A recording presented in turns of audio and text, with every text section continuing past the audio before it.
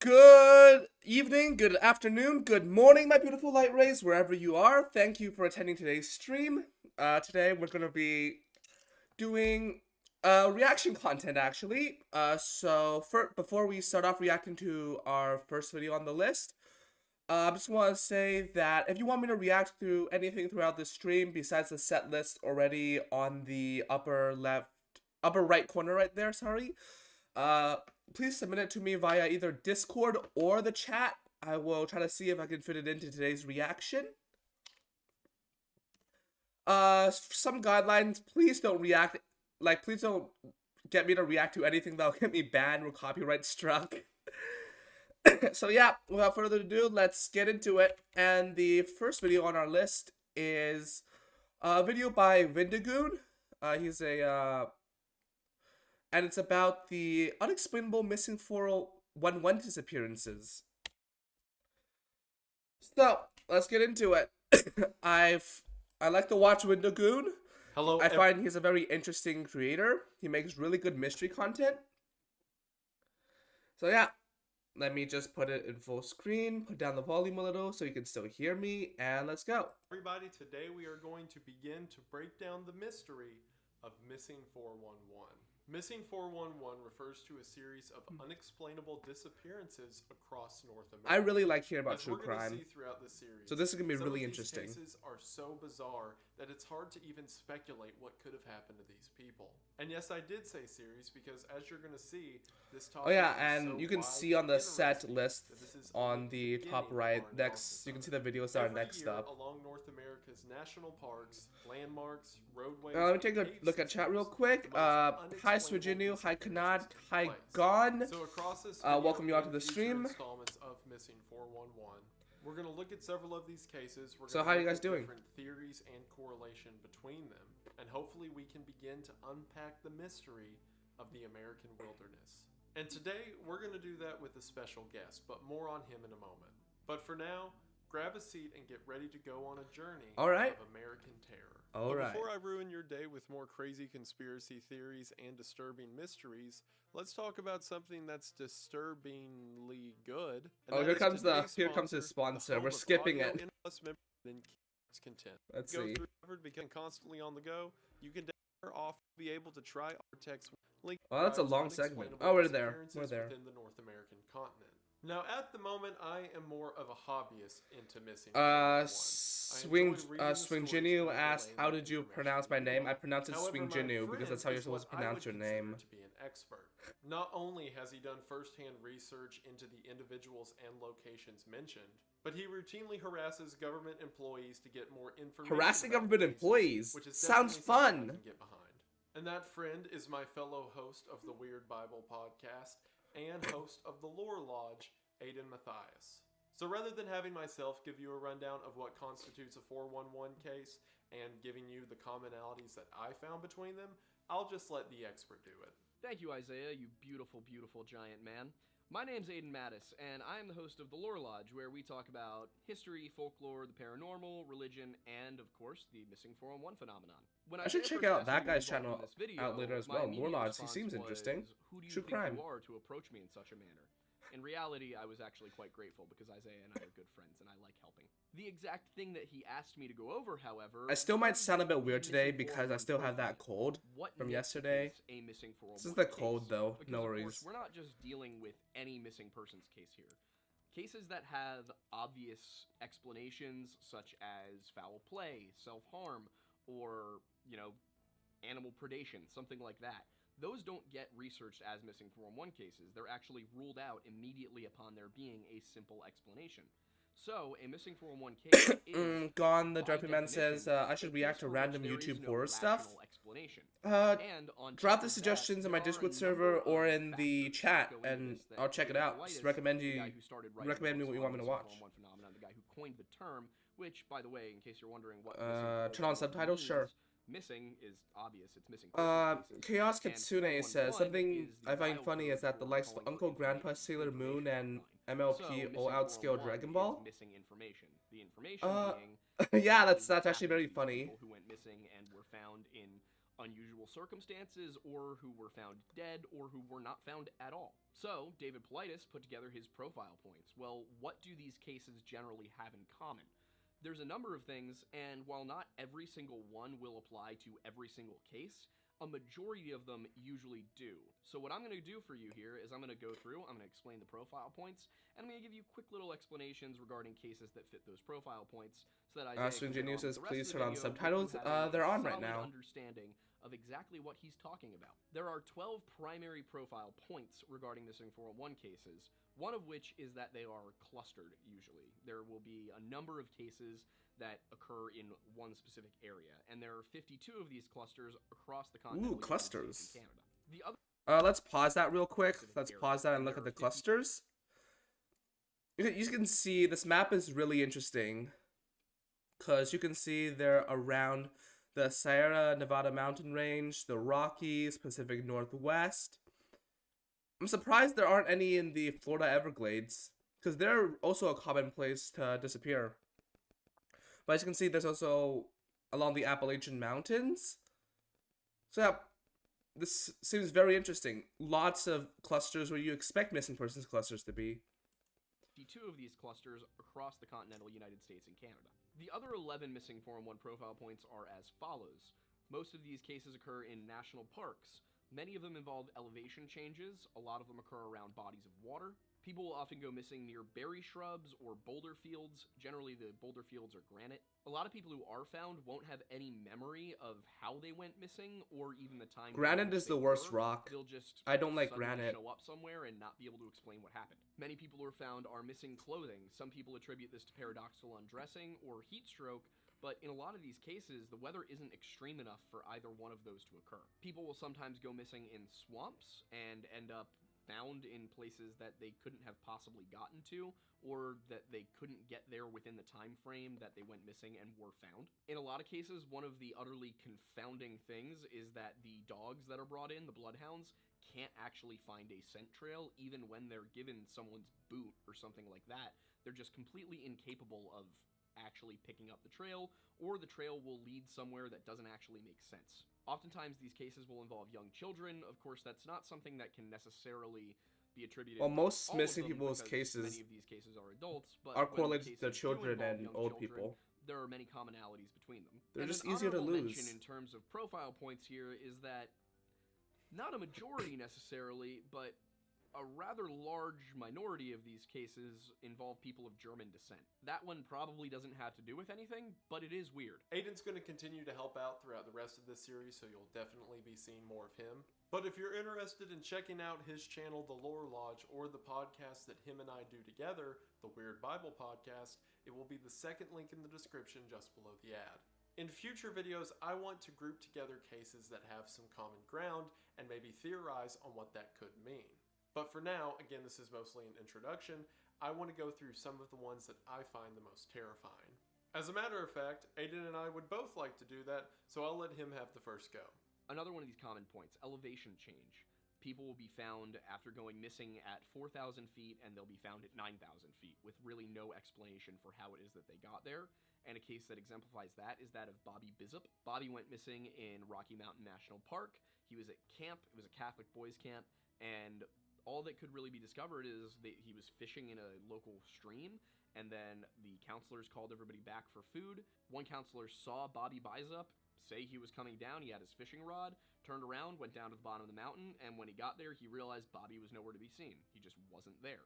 So they launched a search, and they could not find Bobby anywhere until eventually they found him several miles away, much higher up on the mountain, and all they found of him was his hearing aids, his some of his clothes, and fragments of his skeleton. They didn't find anything other than that. Wait, that was it's several days later. How did Bobby get reduced to a skeleton in the space of several days? Like that doesn't make that much sense. So did an animal get to them? Did he get skinned by a serial killer or something? Doesn't make much sense. Few days and then guy's just a skeleton. That's disturbing. Remains to be found in a 411 case. Swinjinu says Sometimes watch a when they are Nile found, Red video the later. case becomes all the more bizarre. Sure. An Just example of drop a that link is you the want me to instance watch in of chat or Charles something. McCuller. In 1974, an 18-year-old Charles McCuller was known for Okay, that Charles McCuller guy looks vaguely Charles like McCuller. Steve Jobs, but In more Asian. 1974, an 18-year-old Charles McCuller was known for taking hiking trips. Gonna ask, did I have anything to do with this? For about Not a these year, disappearances, Charles would but many hike other out to these remote disappearances. locations, take several wildlife pictures, and then work his way back. He was rather experienced, as is common with several 411 cases, and it wasn't uncommon for him to spend a few days by himself in the mountains before returning to civilization. So in 1975, when a 19-year-old Charles told his friends that he was going to hike to the Crater Lake National Park in Oregon, they didn't think much of it. That was until Charles didn't return for 3 days when he was only supposed to be gone for 2. So his friends called the police and an investigation. But was he hiking solo? After performing an investigation, ever it hike seems solo. The last person to see him alive Bad was idea. a park ranger who gave him a ride on January the 30th. That park ranger dropped Charles off at the trail he intended to follow. Some reports from that day say that Charles was spotted up to a 45-minute drive away just walking along the side of the road, and some other reports say that they saw someone matching Charles' description trudging through 5 feet of snow. However, the only one that can be confirmed is again that park ranger's testimony of taking him to the trailhead. A massive All of the search was witnesses mounted for seem like Charles. pretty normal However, it was hiker made difficult activities. to do any searching because of 12 feet of snow recently left by a snowstorm. Not only that, but after the case began, Wait, was he for hiking some during reason, 12 the feet of FBI became snowfall? involved. The FBI only involves himself with cases if a Oh no, the kidnapping feds or got robbery involved. is suspected. This However, won't at end well. This time in the investigation, it was just a guy who took too long to be on a hiking trip. To this day, it's Why not did the really feds get explained why involved? the FBI involved themselves. Especially because the evidence Kinda was that sus. there was no evidence. The guy had disappeared without a trace. For months, nothing could be found, and even after all the snow had melted, there was still no evidence of Charles being anywhere. That was until October the 1st of 1976, nearly 2 years since his disappearance. On that day, 2 hikers found a backpack lying in the woods about 12 miles from the spot where Charles was originally Miyu dropped says off. identity Within crisis. the backpack, 2 hikers found Not sure what you keys to mean a by that. Volkswagen, Could you which after they gave elaborate? to the police was a match to Charles' vehicle. So now that there was a lead, a search began at the location the backpack was found. And shortly thereafter, Charles' remains were discovered in the nearby Bybee Creek. And from there, Oh, they is found where him. it gets weird. Charles' jeans were found sitting upright on a log with no other articles of clothing lying around it. Obviously, Charles hadn't gone hiking into the woods, bare-chested, just wearing his blue jeans, so his coat, shirt, and other undergarments were nowhere to be found. The only other article of clothing that was there was Charles' socks, which were tucked into the bottom of the jeans' pants legs. The jeans also had the belt and buttons undone, implying that whoever took them off had done so voluntarily. Upon investigation, remember the 2 socks I mentioned being in the pants legs of the jeans? Well, the socks Swing Jinu says the chat UI on the stream isn't working. Were snapped That's an shut. OBS issue. I've been And then trying to get located it to in a work pile for a about long 12 time. feet It just away doesn't from the work. log were the skeletal remains of Charles McCuller. Due to the weathering and effects of nature, everything was dismantled and fragmented. However, enough of a dental record could be made to confirm his identity. However, despite finding his bodily remains, nothing else was located. None of his equipment, his boots, or any other articles of clothing were ever found. Could have been Even stolen? more bizarre is that the location this was found in is an insanely remote part off the trail. Meaning that if Charles was lost and then trying to find his way through the snow, there would be no reason for him to essentially scale an icy mountainside, only to put himself in a more remote and dangerous location. Keep in mind, at the time he went missing, everything was OBS issue, more like skill issue. It's your skill issue for not being able to read the chat, which is also on the right side of your screen if you are watching this, unless you're in full screen. Men or snowmobiles up there, so they figured reasonably there's no way Charles could have got up there. So what force compelled Charles to climb to his final resting place? And perhaps more importantly, what force put him there? There are cases of what's called paradoxical undressing, or whenever someone gets extremely hot or extremely cold, they begin to take off their clothes in a state of delirium. And while that would make sense for Charles in this case, why were his feet and legs still within his clothing? Or Wait, what? What was he cut in half? What do you? Did I miss something? His legs were still in his pants, and his body was on the other side of a mountain. Was this like a wild animal attack or something? Probably it's a wild animal attack or like cultists in the woods.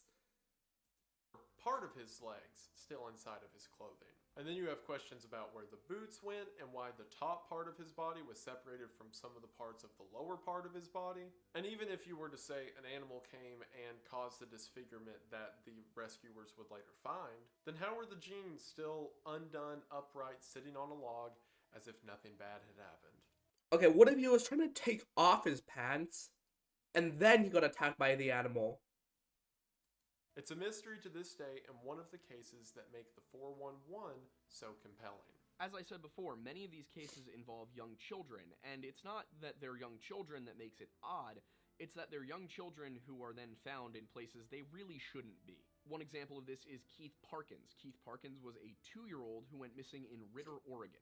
Now, Ritter is an unincorporated community in rural Oregon, and it's very close to Umatilla National Forest. Keith was out playing with his brothers on his family's cattle ranch. I don't know any of these Eventually, when American they got home locations. for lunch, they noticed that he was missing. I'm not So American. They launched a search for him. A few hours later, 4 miles away, they found footprints, and then they had to follow those footprints for another several hours before eventually the next day they found him face down on the ground, covered in scratches, alive, 12 miles from where he went missing. His explanation for the scratches was that a cat scratched him, but he had no explanation for how he covered 12 miles in less than 24 hours. That's And of impressive. course, you know, Even for like an animal, if it was people wanted carried. to see, is that even possible? So Les Stroud from Survivor Man tried to do the exact same hike, tried to cover the same distance, and he could not do it. So to be clear, I want to really drive that point home. A guy whose job is that they drop him in difficult terrain, and all he does is try and make his way to the extraction zone. He couldn't do this. Okay, but could Bear the Grylls do idea it? That a 2-year-old feasibly could cover 12 miles of rough country in less than a day, it's just straight up impossible. 2-year-olds are wild, but necessarily they just probably forests. can. Well, one of the profile points is swamps. And a case that had Anti-Gamer quite a Action bit said, of "Show the is stream case to of your Rowan cat," and then they went missing in the ascended. swamp in 2010.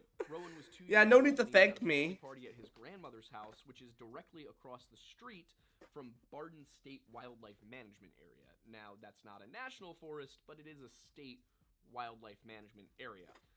New York is weird about their wildlife management areas. When we were doing our investigation on Tom Messick, the State Game Service would not speak to us.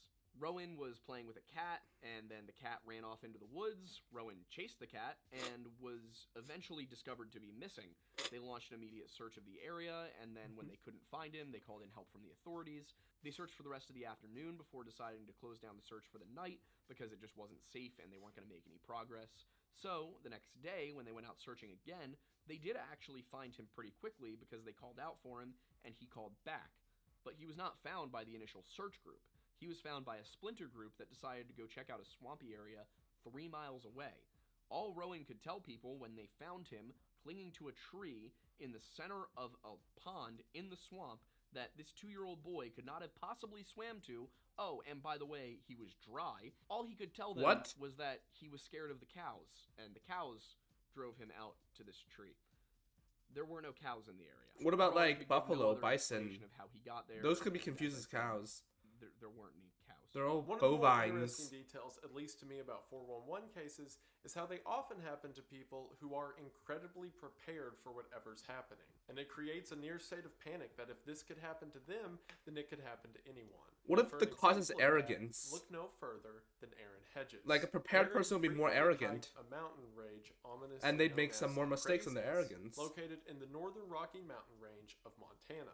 On September 3rd of 2014, a 38-year-old Aaron went out on a hunting trip with 2 of his friends. Him and his friends did this all the time. They would go out on horseback, bring all their gear on a pack mule, and then camp out for several days as they hunt big game. As a matter of fact, they were so experienced at doing this that Aaron and his friends had mapped out several of the trail routes on their own and even set up these small waypoints that had supplies and camping gear in case they needed any on their trip. So if you're confident enough in your hiking abilities that you'll leave thousands of dollars of gear in the middle of safe houses that you built dozens of miles up mountainsides, you're probably pretty good at it. While moving up the mountain on September the 5th, the mule that was carrying everyone's gear became spooked, and whenever it jumped, it caused Aaron's sleeping bag to fall off its back and down the mountainside. Now, Why were they using a mule to go up a mountain in the late 1980s or something? Or whenever this happened. Supplies. So on September the 5th, Aaron began to travel by himself to one of the waypoints a few miles down the trail. This was towards a location known as Sunlight Lake. Euclipse says, yo. Oh, hi, Euclipse. Welcome to the stream. Aaron was very familiar with. He had built several permanent camping sites on it and left the group with a GPS, a walkie-talkie, a cell phone, a bow and arrow, and a gun. He began to walk away from the two others, saying that he would be back by nightfall, and Aaron was never seen again. Whenever Aaron didn't show up that night, the two didn't think that it was a big deal. They just figured he probably stayed in the safe house for the night. However, when there was no word from him the next day, they began to panic. Especially whenever they go to check his location on the GPS, because the day previous, they weren't able to get the GPS to show his location. And whenever the location did pop up, he was miles and miles away, completely off the map from the selected trail area. So the two come off the mountain and alert Aaron's wife. Wasn't that he couldn't get a connection, or was that his GPS was jammed? The first day, they looked with the whole 9 yards. They had infrared cameras, they had about 20 dog teams scoping out the entire mountain, and helicopters flying everywhere trying to find Aaron. However, nothing was found the first day. But on the second day, something was found that raised more questions than it did answers. On the second day, while walking to the location to begin the search for that day, search crews stumbled across what seemed to be a makeshift campfire where it seems someone had tried to start a fire with a pack of cigarettes. Nearby this makeshift campfire was an empty water bladder, a pair of straps for a waistband for a hiking backpack, and a pair of boots, all of which belonged to Aaron. Did he run off or Boots something? were lying side by side, neatly standing up, as if someone had calmly taken them off and placed them next to the fire. But then, in the middle of the Montana cold, decided to not put them back on. And once again, this was in a location that wasn't even being searched because it had been completely searched the day before. Not only that, but it was further down the mountain than the location where Aaron would have gone missing. So how did he for all get this there to without have being worked out, found? Aaron would have had to walk one direction for several miles for his GPS location to show up, walk the other way but then miss the group who was looking for him, and then attempt to start a fire one night in a location that was searched shortly thereafter. Maybe he tried to get only back to then take off his after boots being lost. and try to walk through the cold and then something barefoot. chased him Not off. to mention the dog teams that were running around the entire place and can never pick up a scent. So despite this, which should have been a great break in the case, nothing else was found. At least, nothing was found for 9 months. Until in June of 2015, Swing Genius asks, I put the stream on 2x speed, why is it so laggy? Because this stream is playing at 1x speed, you're at 2x speed on a live stream. Extra clothes, a hunting license. OBS is only setting 60 frames a second to YouTube, since that's what they were designed for. You playing at 120 frames per second will just make every frame last twice as long. They'll just keep showing the same frame multiple times until they receive new frames. Of course it will be more laggy. The family later saying that this thermos belonged to Aaron. This location was on top of the mountain that not only had a very clear view of the ranch beneath, but also of a major roadway right in front of the ranch. And it seems that when Aaron was drinking from that thermos and the energy drink, he was just sitting on the rock watching the road and the farm in front of him. And despite another massive investigation from the spot that this gear was found, no remains were located. That was until 1 year later when the skeletal remains of Aaron Hedges were finally discovered. They were lying about half a mile down the hillside from the location where his gear was found the year prior. This was about 6 miles from where the makeshift campfire and boots were discovered, and about 15 miles from the last place where his friend saw him. And to make it even more bizarre, the remains were found a few hundred feet from the road and the ranch. And just in case you thought we'd get any answers, there were no cause of death determined from the bones that were found. There was no trauma on any of the bones or any indications of an injury that could have led to his death. For all we know, he simply died there with no earthly explanation. What if he just So went think about this insane? case. An What if he got kidnapped experienced by like hiker Bigfoot? begins to walk to a location that he's incredibly familiar with. Bigfoot However, he kidnapped him to walks do his the completely taxes. wrong direction and then comes back in the wrong direction before he decides to take his boots off, walk another 6 miles to a mountaintop where he calmly sets down and has a coffee and energy drink before he leaves his backpack. And it seems that he was not only energized from the drinks, but also the granola wrappers he was eating, walks half a mile, and dies right before he hits the road. A lot of people online Gone say to that someone's he just passed trolling on into a these different disappearances. dimension, Yeah, which- they're like so weird. Sure, They I've seem got like nothing set better. up It's a story by that some, really like, makes you ask cult what or happens in the something, woods like when you're Bigfoot. not looking. Some other cases I want to Got mention that Sasquatch they in the didn't woods. really exemplify any of these individual profile points, but I thought that they were interesting. Were those Maurice Dr. Metz, who went missing while Topaz Swing Jinu says it was in aliens. Forest. He was Okay, there but with here's the his friend, thing. and Why so would he aliens declared do this? What himself motivation do they old. have? He had a very Like, funny what life of his purpose own. do they gain He from was this? 82 years old. Besides So there just wasn't entertainment, I anybody that was guess? really going anywhere fast. His friend, But if they after can a few travel all the way hours, here, went why to couldn't they check just on him simulate that because they were just entertainment? topaz hunting 50 yards from each other, and he checked on him a few times, but the last time he went to check, If they have the Maurice technology wasn't to there do this, they have the anymore, technology to and not do nobody- this and have a better nobody time. at all could find him. There's no Doesn't way make this sense guy for it to wandered be off on his aliens. own, and they determined there was no motive for the guy who was with him to have killed him. So, very strange case. There's the case of Eric Lewis, who went missing while hiking, particularly climbing Mount Rainier. They were ice climbing, he and his two friends. They noticed that they hadn't heard anything from him in a while, and when they pulled on the rope that would have gone down to him, it was slack. Eric seemingly just disappeared off the side of the mountain. He had unhooked his carabiner, and that was the last thing anybody could figure out that he had actually done. His clothes and gear were found in a small ice cave a little bit down the mountain, and that was it. That was the end. They could not find him, and the ice cave either did not go back far enough or was not navigable enough for them to look into it. There's also the case of Paul LeMay, who went missing on Mount Marathon. Now, Okay, what is that pose? Hold on. for them to look into it. There's also the case Why is this the only picture they have of this guy?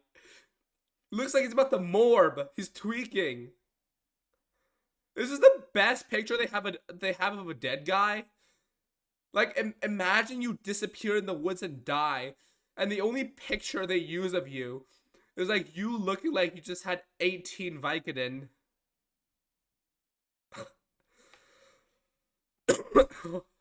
Like, imagine, bruh. They got him looking like a Floridian. of Paul LeMay, who went missing on Mount Marathon. Now, So you ask why is duct tape on his head? That's the only normal part. That's the exercise band. It's for sweat. That's the only normal part of him. Everything else, okay? His eyes look like he's got possessed. Mount Marathon is, of course, in... Content Dirty Man said a lot of these can be explained by people getting he was running lost. the Mount Marathon race. Well, He what was about the last guy whose lower body and upper body were found on the other, like on two sides of a mountain, with no signs of blood? running the race. He was seen very close to the finish line by the crew who were packing up. He decided he wanted to make it all the way and then come back down. Or like the kid who, like, early in the video, something about a kid who walked like 10 miles. And he was never seen. They searched all over the mountain, every side, and there was no evidence that he had ever left the peak. Finally, the case of Bart Schleier, who went missing in Reed's Lake in the Yukon. Holy hell, that is one fire pick. Oh my god, is that a bear? This guy looks based. He just has a bear This was with not him. in a national park or national forest, but it was in an extreme... Soon Jenny says he's starved. You cannot starve in this short of a time. Like, unless you are, like, malnourished. In the time frames these searches occurred, you could not have starved to death. That you actually had to fly to. He was brought in via an amphibious plane, and then when the pilot returned to pick him up at the scheduled time, Bart was not there. There was no sign that he had actually been hurt or attacked while he was there, but he just disappeared. His food was still all packed up at the campsite. There was a bag that had an impression on it that made it look like somebody might have been sitting on it, leaning back, you know, maybe waiting for game to come along. And of course, Bart was a world-class hunter. This is a guy who would track and tag Siberian tigers. And I mean, the idea that a bear in the Yukon would catch him off guard enough to kill him without any sign of struggle just doesn't make sense. On top of that, if it were a bear, a mountain lion, a pack of wolves, anything like that, they probably would have also gone for the food that was left at his campsite. Since that was untouched, it seems very unlikely that he was a victim of animal predation. So that just about covers all the profile points and a number of cases that exemplify them. Once again, What if he was attacked outside his campsite and then it was too far away for the food to be accessible? A lot of the missing 411 cases are entirely unexplainable. Not only because of the condition in which remains or some evidence was eventually found, but just in the way that the entire thing kicked off. And I want to end this set of stories with one such case, that case being of Garrett Bardsley. On August the 20th of 2004, Garrett was out with his father on a Boy Scouts camping trip. Garrett was 12 years old and was out with his father and Boy Scout troop on a weekend getaway. This was in the Uinta Mountains of Utah at a place known as Cubaret One Lake. Now, in several of the cases that Aiden and I have talked about up until this point, it involves an experienced person going into an uncharted realm of nature or someone getting trapped in the harsh elements. However, this situation was neither of those So things. Junior says these incidents have to be The lies? location where Garrett and his father No, they're like camping officially was essentially documented sort of park. on like There were several government lots crime set up registries. where groups could come and pitch a few tents and have access to hiking trails and lakes to fish in. Go on, just check the and comments of the everything videos. was There's lots of very ideas. close Yeah, we'll check it and later. Very easy going. Again, it was a common space to bring out campers so that they can have their first Boy Scout camping trip. All the Junior trails keeps were saying that they're cut out lying. and very clearly They're marked to the they're not point lying, of the just sidewalk. search And it on top up. of all of that, Google Garrett it. had Actually, his don't father Google it. survive I don't the use trip. Google. So Don't if use anything Google. did happen out here, it should essentially Build your own be search engine. Garrett Pretty and his easy. father walked to Use the lake that was CRX and G. Don't use Google. Use your own search engine. It's Just very like easy to make. camping spot. While they were fishing, Garrett slipped and fell into the water. Also, this is based off a book where author exaggerated a lot of details and left others for shock value. Yeah, but this isn't based on the book. They're explaining the cases individually. They're not reading from the book. They already said it at the beginning of the video. Like, they explain how the original writer was, like, a loon who kept bothering the feds. Soaking his They're explaining the shoes. cases, like, Garrett independently from decided him, to though. walk back to the tent so that he could change, and then he told his father he would come back down in just a minute to continue fishing. His father didn't think anything of it because not only, as I mentioned, were the trails clearly marked and it was all a very easy path to walk on, but the campsite was about 200 feet away from where they were currently fishing. If it wasn't for a little bit of tree cover, you could have a straight line of sight from the side of the bank to the campsite. The dad, being overly cautious, even directed his son as his son was walking away to stay on the marked path and followed him with his eyes until he got up to the tree line. Meaning at the last point Garrett was seen, he could have been within like 50 feet of the tent. So Garrett's dad continued fishing, but after about 20 minutes, he thought it was odd that Garrett hadn't come back to join him. So his dad comes up to the campground to check, and it turns out that Garrett never made it back to the camp. Okay, the dad is just stupid. Like, it doesn't matter if it's 50 feet. It's still a child in the middle of the woods, in the middle of nowhere. Just like, put down your fishing rod and accompany your child to the camp. It's not that big of a walk if you can trust your child to do it. Just accompany them. And as a matter of fact, Garrett was never seen again, remains or otherwise. It seems in just a few brief seconds even that Garrett was walking through the tree line, something took him off the trail. Either his own curiosity or something in the woods or something by force got him to leave the clear path he was following. A massive search was mounted, and the only evidence of Garrett that was ever found was about half a mile off the trail in a granite boulder patch. One of his wet socks was discovered, simply lying there crumbled up in a massive field of rocks. Even from the location where the sock was found, the main road was a quarter mile away, and there were so many campsites and roads all around the area, it's almost as if Garrett, or whatever had Garrett, was purposefully avoiding people. And despite efforts from search and rescue, dog teams and horseback riders searching the area, nothing was ever found. Not even the fishing pole that Garrett took with him. And to this day, nothing more is known of what happened to Garrett Bardsley, save for one lonely sock. With several of these 411 cases, it boggles the mind to even try to come up with some explanation.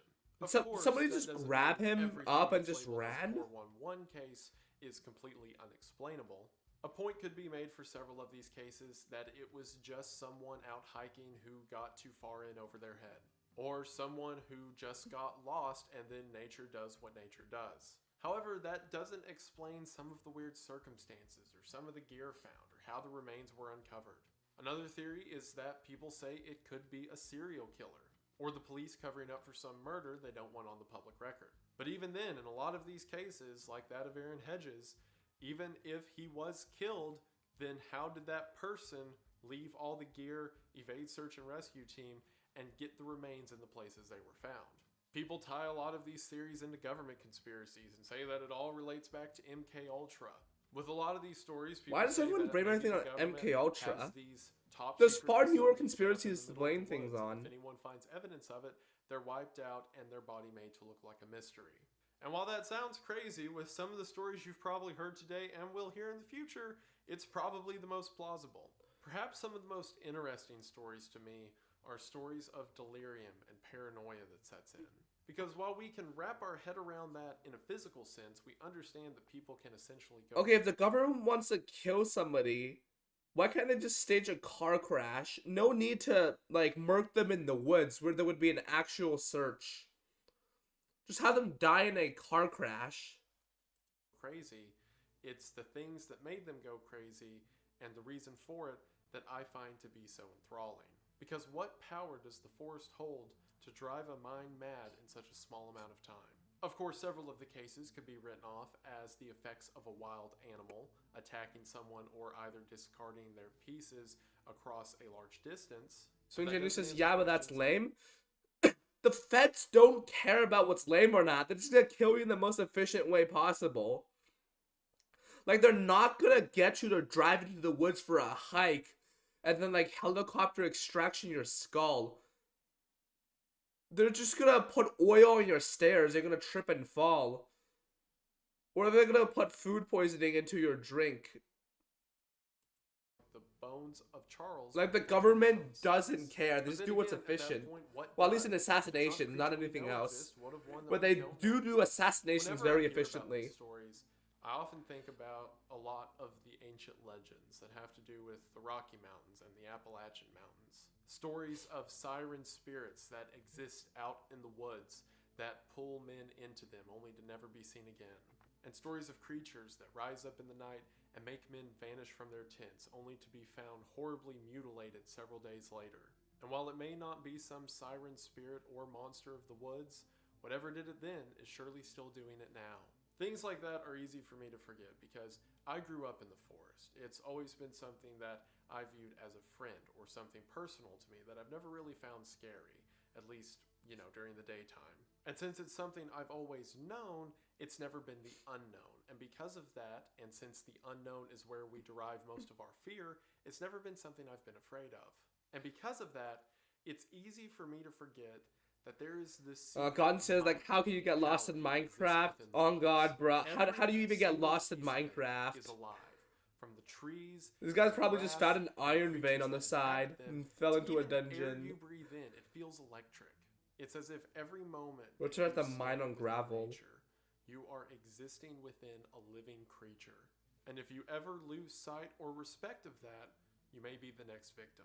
That's really what it boils down to, right? The fear of the unknown. That's why these stories terrify us and 600 keep us blocks up from at my night, base, it's because gone. they seem to be so No, unexplainable. And as someone who's familiar just mark down the with coordinates. mystique That's and easy. the Just don't. mystery You of won't get lost force, in Minecraft. You know how I never want coordinates to work. lose sight of why it's so alluring in the first place. And that's one of the reasons that I'm here right now. A few of you may be wondering why I've had a change of venue. And that's because I'm at the ocean. If you're familiar with my What the channel, hell? you know I'm deathly terrified of the ocean and everything to do with it. So to make it even worse for myself, I came out here at night and I'm not doing well. Are we about to The get? reason Are we about to see this guy get body snatched? that I came You get out body here snatched. is because for me, the woods and the mysteries of the woods and everything associated with them don't really mean anything. The tide is coming up to my legs, okay. Because again, I was raised in it. To me, it's perfectly normal. However, Is there any something I jump am scares terrified of in this? is Is the he gonna nature jump I scare don't us? know. See, I was never raised near the beach. I only came to the beach on I vacation. don't think so. For me, the ocean was a boogeyman I never interacted with, and it still is to some degree. But it's for that very reason that the ocean interests me as much as it does. You lose the file of the Because chords? in spite of how afraid I am of it, and in spite how Why would you terrified write your of it, it Minecraft exists coordinates down in a regardless. file? And it's so Just put it on, interesting like, to me, the terrors Google and Docs or fascination something. that I can pull out of it. And in a sense, It's gonna the save. ocean and the woods are one. It's all part of nature. It's all part of this great big beast that we're all living in. Also, how And do we you can't lose really a explain, file? or we can't really. Just search for it. I swear I heard something. Any going on modern over there. operating It's system all has part of file something search. we can't wrap our heads around, and it exists in spite of how we feel about it. The reason I'm here is because as I go through this series and as I talk about Missing 411, I don't want to lose the terror or the majesty of these stories and why I feel they're so important. Because they're a blemish across our history of trying to figure out everything that we can't put together, and that blemish is nature itself. So if you're like me and the woods don't scare you, but this does, it's all part of the same beast. So as hopefully over the coming series we put some pieces together about what the secret of Missing 411 means, maybe we can get some closure on things like this. Probably not. I hate it and I'm incredibly nervous right now. But if you made it this far into the video, I just want to say thank you for watching. I am horrified right now. I think I'm actually here past curfew, and I'm not supposed to be here, and I keep hearing people walking around in the darkness, so I'm going to call this short. But I just want to say thank you so much for watching. Thank you all so much for checking this No, out. don't turn off the Thank you so much camera. to Aiden Cameraman for never being part dies. of You're gonna the lose your video. plot Aiden's a armor. You're gonna get fantastic body guy. As I snatched. mentioned, his channel will be in the description, along with the podcast him and I do together about weird biblical topics. So if you like my weird biblical stuff, be sure to check us out over there. And check out Aiden's channel regardless. He's a great guy, and I really like what he's doing on the Lore Lodge. So that covers that. I will be continuing this. What I have in mind for upcoming episodes in the series is to take cases that involve caves, or to take cases that involve mountaintops and other weird anomalies. Something jumped.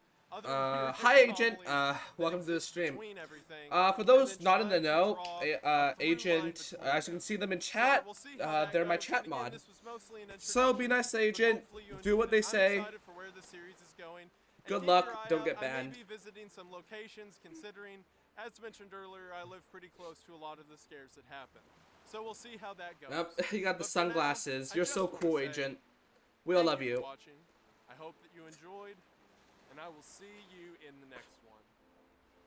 Bye. Right, This is pretty weird. interesting video. I was told to check the comments earlier. Apparently they have answers. Let's see. This type of stuff only happens all the time in Appalachia. Hardly any of it's documented. Same thing in places like the Northwest Territories in Canada, or like Siberia in Russia. So lots of undocumented disappearances.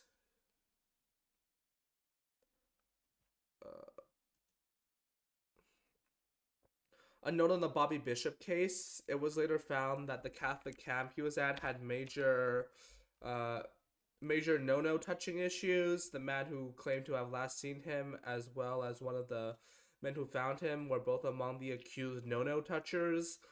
It is very possible that he was killed by counselors at the camp, who tried to destroy/hide his body, hence why so little of him was ever found. Well, that's an interesting theory. I'll very interesting theory, actually. But do you have a source? Actually, no, it's camp counselors. Of course there are no-no touchers. For the 2-year-old who covered 12 miles is a good case that a mountain lion, which she interpreted as a kitty cat. I don't think even a 2-year-old will think a mountain lion is a kitty cat, mistaken him as a cub or a kitten and delivered him to a safe zone. Sometimes with cats, what you find is when a mother loses her own kittens in a state of sadness and motherhood hormones, she adopts the next closest thing as a replacement. In this case, it was a child. Uh, but like, I get like a mountain cat like adopting another like mountain cat that's not their child, but like a bipedal organism doesn't seem very seems a bit far fetched. I don't quite understand this phenomenon. But yeah, pretty interesting video. Pretty interesting YouTuber Windagoon. Check them out. They make some pretty good horror content. Anyways, let's move on to the next video, which I was suggested to watch on Discord. It's the Verge PC build. As a tech nerd myself, I've heard horror stories about this video. It's 5 years old, but I've actually never seen it before. So let's give it a look. Apparently this is very inaccurate, so we'll have some fun pointing out his failures or whatever. I'm not really sure, though. I've never watched this video before. So Yeah, let's get into it. TC, or managing editor, built a gaming desktop, but it's kind of Presented by Capital One. Capital One is one of the worst. Don't get a credit card from them. And it's definitely Agent says you totally pet a mountain lion. Same. I'd pet anything. Anything's cute. Any organism is You can cute. build a gaming desktop for around $1,000, but I want to go all out, so I spent around $2,000. Okay, this is 5 years ago. 5 years ago, what was that?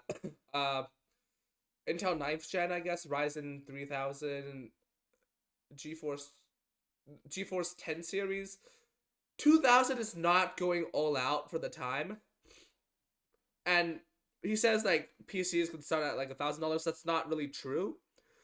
You can build a computer for like under $100. Linus Tech Tips is like putting some pretty interesting videos on under $100 gaming computers. A PC like this is going to be able to play most games at ultra settings. So, what do you need It to better build a be. desktop? Well, of course, first you need a table.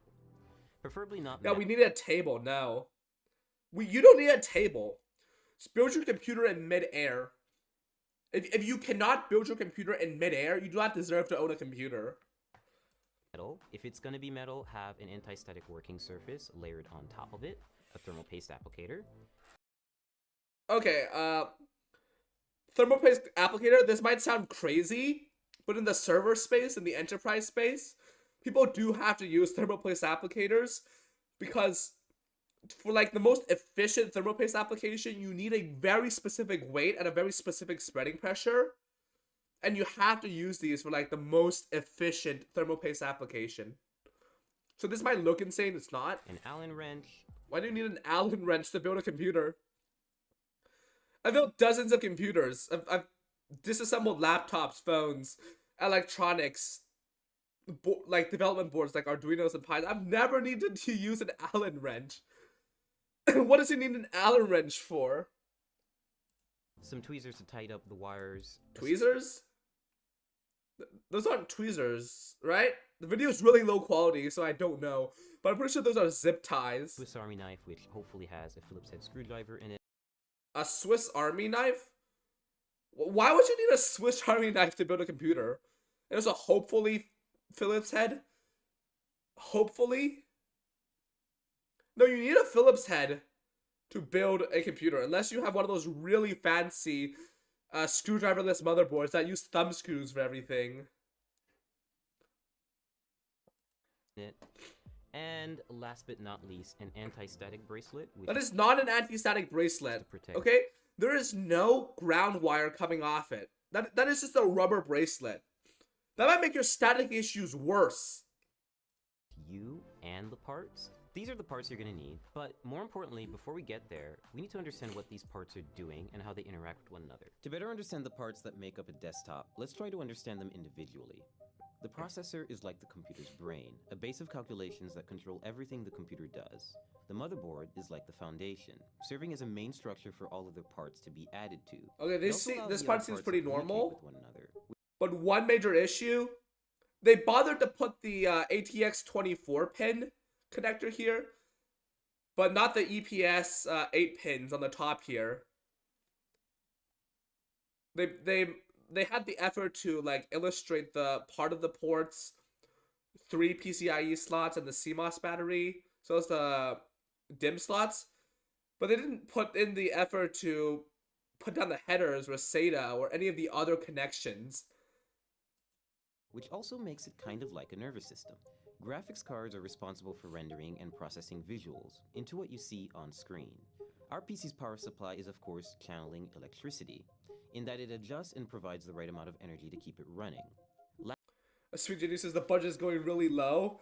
Yeah, I'd expect a low budget for a computer that doesn't have an EPS, for a motherboard that doesn't have an EPS slot for your EPS cable. Last but not least, RAM, or random access memory, and your hard drive are good examples of short-term... No, do not recommend a hard drive. Recommend an SSD. I know this guy's not technically recommending a hard drive, but like, this is by The Verge. It's gonna be meant for first-time PC builders. They're gonna see a hard drive. They're gonna buy a hard drive. They're gonna put it in their system, and they're gonna be confused when it takes 20 minutes for the computer to start up. and long-term memory, respectively. If you want to better understand what kind of computer to build, then first figure out what you want to use it for. A gamer might care more about a graphics card than, say, a video editor who might want extra RAM to assist with editing large files. But you also need, if you're a video editor, you also, unless you're doing CPU only video editing, which why would you do that? You also need a pretty good graphics card. Like, a pretty good one. You need video memory. Like, I use DaVinci Resolve to edit all of my stuff. Like, you need a lot of video memory. The entire video project has to basically load it in both your system memory, SRAM, DRAM, whatever you want to call it, and your graphics memory, your VRAM, which is on your graphics card. If you're building... Sweet says, I love seeing you maud about this video. This video makes my brain hurt. I'm losing brain cells. A budget build for video streaming, say under $1,000, you want to focus on parts like a Core i5 or Core i3 processor. No. Do not get a Core i3 for budget streaming. Why is this recommending a Core i3 for budget streaming, especially in 2018? Like, currently, I guess you can use, like, 13100F for video streaming, I guess. Or, like, i3 13100F, or whatever the 14th gen SKU is. But this is back in 2018. A 2018 i3 could absolutely not do video streaming at least 1080p 60 FPS. That require less energy. There'll be less energy? You're building a computer, not a fridge. Okay? Like, how much power is a computer gonna draw? I have a 1200 watt power supply. I do not draw that much power. My computer, if you put it up to a power meter, draws like 500 watts maximum. Like, your average office computer is gonna draw less than 300 watts. Like, you don't need to be power efficient unless you're living in, like, some really power-starved area. Less powerful, but then you'll be able to scale back the cost of several other parts. And if you need help choosing the right parts for your build, there's sites like PCPartPicker.com that help show presets for which parts fit together, which sort of part... Okay, this is a good recommendation. PC Part Picker is a pretty good site. I actually use it to plan out my server builds. And where to find deals on new parts. We have a lot of boxes and a lot of PC parts, so it's best you unbox them. Let's sort of see what he has. Try to see what he has. New parts. We have a lot of boxes and a lot of... Okay, he has RAM. He has his Allen wrench. So his power supply with his radiator. He has the thermal paste down, USB. So it's best... Oh, that's his graphics card. So you unbox... You got his motherboard down, his radiators right there. Box them. Isolate the parts that you... Did he just... What did he do to that? Have a lot of boxes Hold and on. a lot of PC parts. So it's best you unbox... Let's put this in slow motion. I want to see how he's unboxing this. Box them. Why did he rip that box apart? That poor power supply just got molested by his hands. He ripped the box apart. It's a cardboard box. It has releases. I guess a Corsair HX power supply. Not bad. Let's keep going. Get the parts that you really need, place items into the case, and make... Why is he putting the power supply in first? Why is he putting it in first? I hope he's not putting it in first. This is like the stock footage. Sure that they all fit, and They're always going to fit. That's how PC standards work. There's an ATX power supply. You have a assuming if your computer case's size has the 3 letters ATX in it, a power supply is always going to fit. That's how standards work. Like medium ATX, ATX, whatever the larger version of ATX is. I'm pretty sure ITX cases also support ATX power supplies. It's always going to fit. Your only issue is the graphics card, but this is 2018. There weren't any like massive like 4090 size cards. It's going to fit. and then start working. And now we're really going to start building by adding the motherboard in. So What now? You're adding the mother... No, you're not supposed to put the motherboard in the case first. Installing motherboards, they're really delicate. You should be really careful with them. And That's screw true. with confidence, but also don't screw in too hard, otherwise you could crack the board. Life advice right there. Life advice. I promote this life advice. Screw in with confidence, don't screw in too hard. I chose Asus's Z370 motherboard for two main reasons. One, it has Okay, what are the reasons? Better not be something stupid. built-in Wi-Fi and Bluetooth, and also it has Built-in Wi-Fi and blue... You're going to be using Ethernet on a gaming rig. If you need Wi-Fi, get a $3 USB Wi-Fi dongle from like AliExpress or something. support for NVMe SSDs, meaning you can get really fast SSDs that are really easy to install. You bought a motherboard because it has support for NVMe SSD. Every motherboard has support for NVMe SSDs. That's not a thing to buy for. Pay close attention to the brace that goes at the back of the computer. It's not a brace, that's an I/O shield. That you really hammer it in. Don't because there's hammer no it in. It might feel loose, but that's exactly how loose it's supposed to be. It's the guide to your motherboard. Okay, it's the guide to placement of your motherboard. If you put it in too tight, like, and then you put your motherboard in, like, it's meant to align it with your motherboard mounting screws. It might contact the back plate of the motherboard and short it out. What is this? Outside of the case and clasp onto the frame. And this is very important because otherwise you can't align the motherboard correctly with the holes.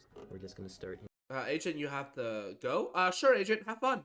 installing all 8 screws.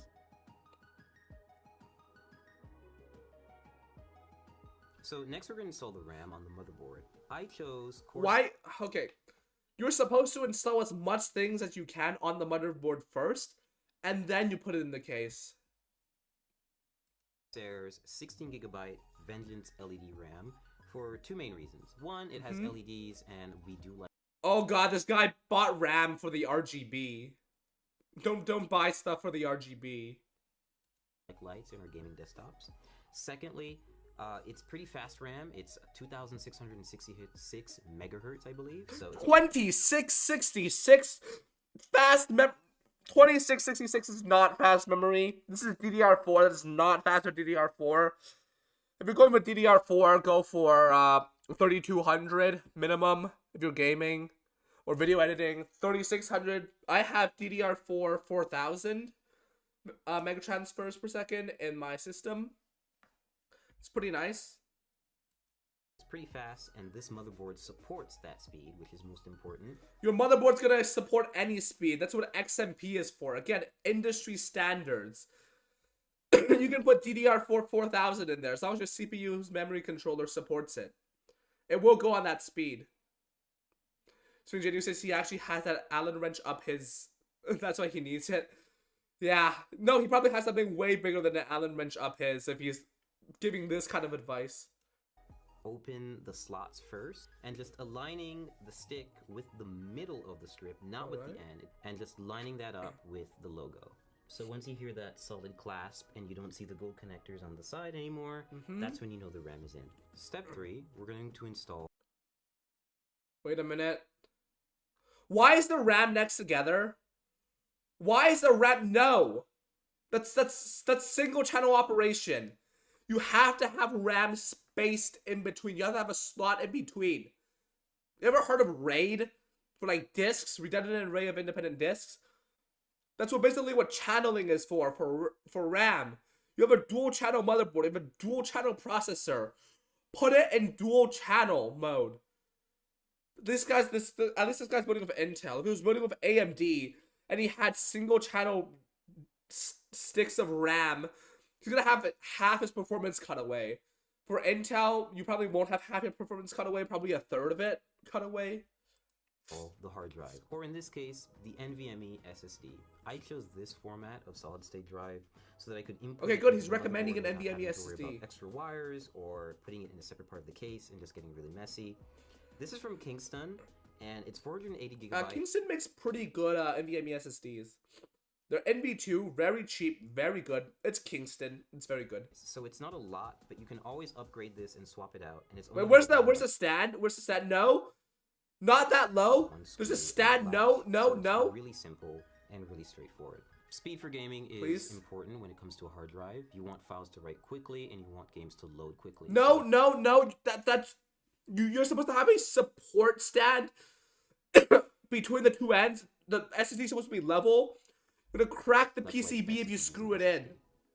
Okay, so step 4, we're going to install the graphics card. I chose PNY's GTX 1080, which is overclocked, and so it's a pretty easy installation. GTX 1080, pretty nice. Not that good anymore today, but the 1080 Ti is still pretty good today. Mostly just the lack of VRAM. And the gold connectors. Holding it back today. And you're going to line this bracket with the back end bracket of your PC case. Now, which lane you choose depends entirely on what other parts you're going to put in the system. No, what lane you choose is not going to depend on which parts you're going to put in your system. Unless you're doing a server build, though. But for like gaming desktop, always put it in the highest up 16x slot, because that one has direct interface with your CPU's PCIe controller. Everything else is routed through the chipset. So unless you're like putting a server build in, you have PCIe SSDs, like extra PCIe SSDs that fit in through a PCIe slot, like a carrier board, or like Intel Optane or Xeon Phi modules, I guess. But if you're building a gaming system, put your GPU in the highest up 60x slot. I'm just going to pick the top one because the SSD is at the bottom and I don't want to cover it. I just think it looks nice. Click down. Take your remaining brackets and just put them in the spots that you haven't used. You don't have to screw these in. They get bolted down by the back end bracket. And your GPU. No, screw your graphics card in. If it tears off your PCIe port, you lose your motherboard and your graphics card. Oh. Power supply time. I chose Corsair's 850 watt power supply because I need enough headroom for ray tracing GPUs when they come out, and I don't want to have to upgrade it again. So all you have to do is take the brick and make sure that you align it with these little insulating pads so the power supply doesn't short circuit and come into contact. Your power supply won't short circuit. No, I don't even have the pads in on my personal PC. I don't have the pads in on my personal PC. And it's not short circuiting. It won't short circuit. It's completely grounded. It's not going to jump. It's not going to arc anything.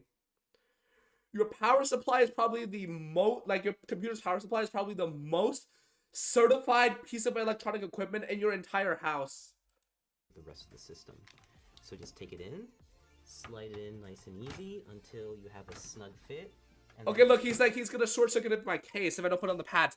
It's hitting the side of your pads, and it's not gonna short circuit. Like, this side has no pads on there. Like, you're disproving yourself. to the back and make sure it's right up against the frame. Now you just take the required screws and you tighten and screw in. So next step. Are you supposed to do it in the cross pattern? Like you do, like, for example, top left, bottom right, and then bottom left, top right. You don't do it like top left, top right, or like top right, bottom right. You have to do it in an X pattern. To install the CPU core. In this case, it's going to go on the top end of the case, and we're just going to have the hose hang out for a little while until we install the processor, which is going to come a little later. You're this far in and you don't install the processor, even though the processor and cooler are supposed to be the first steps. Try to place it in the system first before you install it, because you can see it takes up a lot of space. But in this case, no pun intended, it fits in perfectly, and we're gonna start screwing it in. And so there's nothing special about this screwing in process. They're just really long screws because they go through. No. You're not screwing that much into the radiator. Those screws are designed to put on the other side with the fans in between them. That's why they're so long.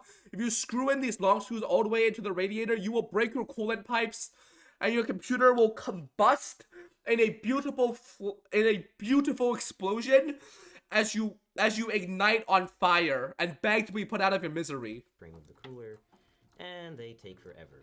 Or the blue smoke comes out. So next up, Magical blue smoke. every power supply is going to come with a big bag of Velcro cables. It's No, that's only if you have a modular power supply. kind of daunting at first, so you always have to find the ones that are going to fit. In this case, you need to match those cables with the correct descriptions on the power supply. I want to see this guy's Next cable step is management. we're connecting the power supply to the motherboard with a 24-pin cable. We're just matching that cable from the motherboard, threading it through the back, and attaching the 24-pin header to the power supply so that we can have one of the connections complete. The next few additions will be for the GPU, for any specific ports that the case has, for any lighting that the case has, the CPU cooler, anything else really. We're installing the CPU, the heart of the computer or the brain, depending on how you look at it. Gone asked if I ever heard of William McDaniel videos. No, I have not. So to do this, we're just going to remove the plastic covering that they put on the motherboard. We're just going to take this little plastic part out. We'll just toss that Do out. not toss out your socket cover. You need it for RMA. Do not toss it out. And now we have an exposed CPU holder, or rather slot. It's not a slot, it's a And socket. we're going to use the CPU applicator. This is a special little part that not everyone may get, but this motherboard What that the hell is a CPU applicator? Nobody uses that. Except on like really high-end AMD Epic server CPUs. And I think 3rd gen Threadripper. But other than that, nobody uses CPU applicators. ASUS definitely does have. It's called a CPU installation tool. It makes it really useful if you want to install a Core i7 hexa-core CPU. Yeah, we've got one. Wow, great. Bro's flexing about a Core i7 hexa-core. This is 9th gen. You have the 9800K already available, like 9900K. 9900KS. It's a 6-core. When they were filming this, they said they were making a like all-out PC. Why didn't they go with the 8-core? Why didn't they go with AMD Ryzen, which at that time had the 3950X?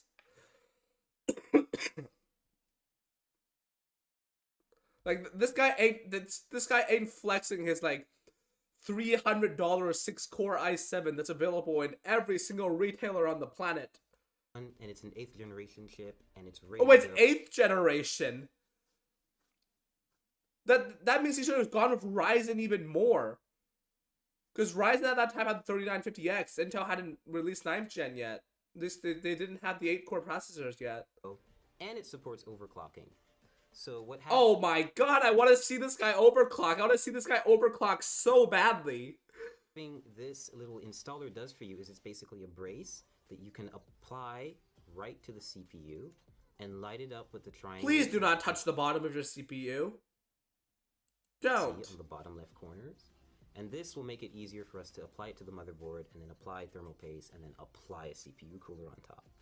And we're just going to carefully lean it down into the system and make sure that everything lines up, and we're going to clasp down on it and we'll be good to go. So we're about to Sweet Genius says, I just don't understand this build. Yeah, this is some like 600 IQ move. I don't understand this. This thermal is paste to the inconceivable. CPU. Every CPU cooler actually comes with a bit of thermal paste already neatly applied. And No, that's only for AIOs. around it, but it's usually not enough. It's good. No, it is enough. It is pre-measured to be the exact amount you need. Like it is pre-measured to be the perfect, most efficient amount for that cooler SKU. Do not change that amount. It is the most exact you will get to the optimum configuration. Essentially PC building practice to have No. a little bit extra. No, unless you're gonna wipe off that thermal paste, unless you're gonna add your own better one, do not do that. Do not do that. Do not mix thermal pastes. On top of the CPU. The final portion is to add the CPU cooler to the top end of the processor. So you're gonna How much did he add?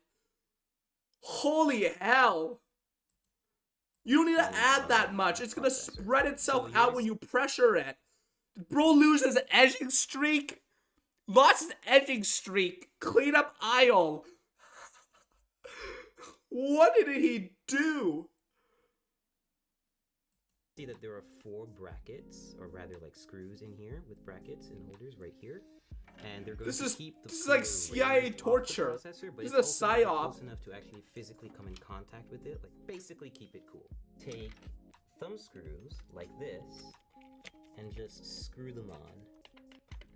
So now that our internals are done, we're going to put all the panels back on, which is the top glass, side glass, front glass, and of course the back panel where all this fun stuff is happening. So He lost his edging streak using the thermal paste. Yeah. What is this I'm seeing? What is this cable management? This is not cable management. How did he even achieve this? we fully built the PC, everything's put together, and we got to the post screen. So You made a post. It's a miracle he made it to post. Oh my god. next? Well, you need a USB flash drive with your Windows installation media. No, you don't always need Windows. You can use Linux. You can use BSD. You can even install macOS on some Windows computers. More you know. on it, and of course a license key. Oh, the PC's actually on in the background. That's. Wait a minute. Why is it so far away? Are they plugged into another PC? The little bro fuck up his the little bit of fucky wucky and his PC isn't displaying. They have to connect it to another PC. So I plugged that up, installed Windows in a couple of minutes, installed a bunch of drivers, and Imagining drivers, Linux gang. All of our drivers are built in. You just need NVIDIA DKMS. Or no drivers if you're on AMD. We have Mesa. now we have a fully functioning gaming PC ready to run some games. No, just installing Windows and then installing drivers is not enough. You have to do some actual tuning. Right now I've got Armor 3 running Armor 3. at maximum settings, native resolution, which is Okay. 1080p HD, and it's running pretty smoothly. Like, I'm averaging 70 and 80 FPS, and this is He's averaging 80 FPS at 1080p max settings on Arma 3 with a GTX 1080. The GTX 1080 is made for 1440p gaming, 1440p high refresh, which means above 100 FPS. Why is his computer performing at half of what it's supposed to be? normally like a very intensive game to run, and it's still doing a pretty good job. So right now I'm playing League of Legends. It's one of my favorite Oh games. my I'm god, of actually course he's a League player. playing against a bot, and I'm distracted, so I'm not actually doing so well. But otherwise, like, this is pretty much what you would see me do. Why? Oh, okay. Upper right corner. 120 FPS. League on a 1080 at 120 frames per second. Holy hell.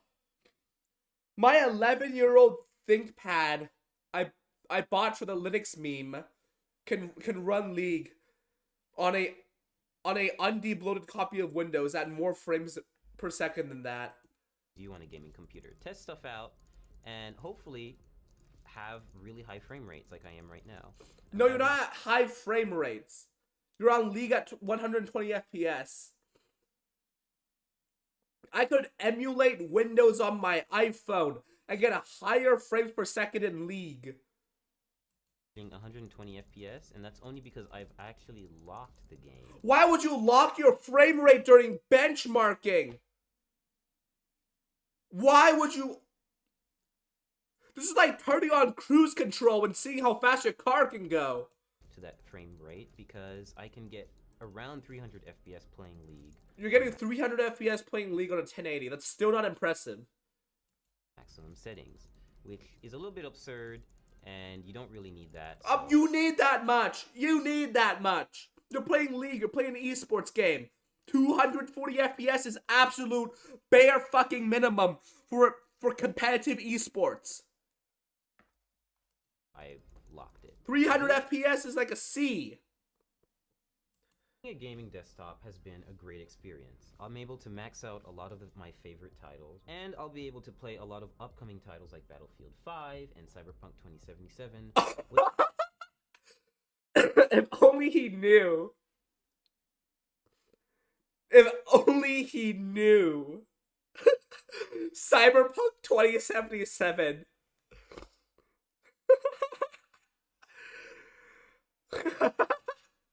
Cyberpunk 2077 on that. Especially for launch edition, like the launch version.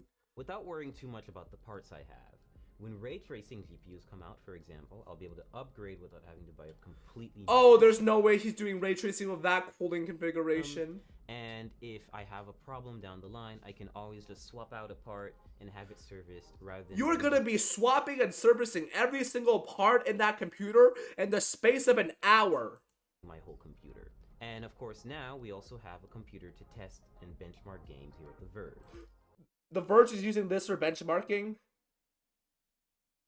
Okay, if The Verge uses this for benchmarking, do not trust a single one of The Verge's benchmarks. Or just multiply the FPS by 2 or 3.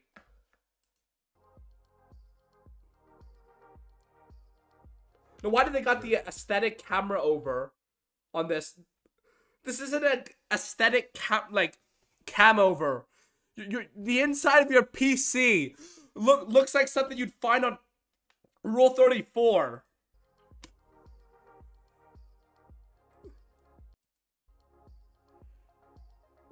Thanks for watching. Let me know if you've built a computer before yourself, or how you would spend $2,000 on your own build. I'm really interested in seeing... Okay, hold on. How would I spend $2,000 on a build? How would I spend $2,000 on a build? Hold on.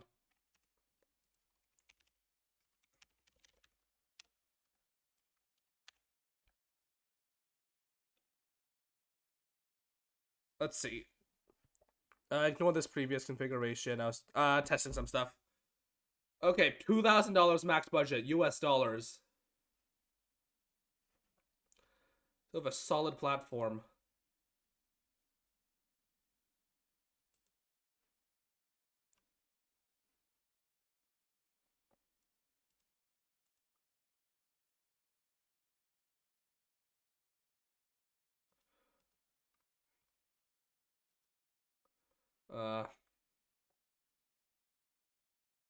Sure. I am just challenging this guy. $2,000. Bro built this little bro built an abomination for $2,000.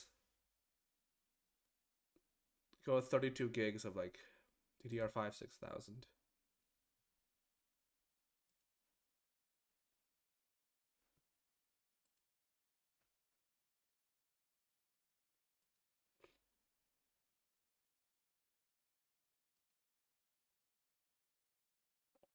Zoom in grandma mode? Okay, zoom in grandma mode. What is...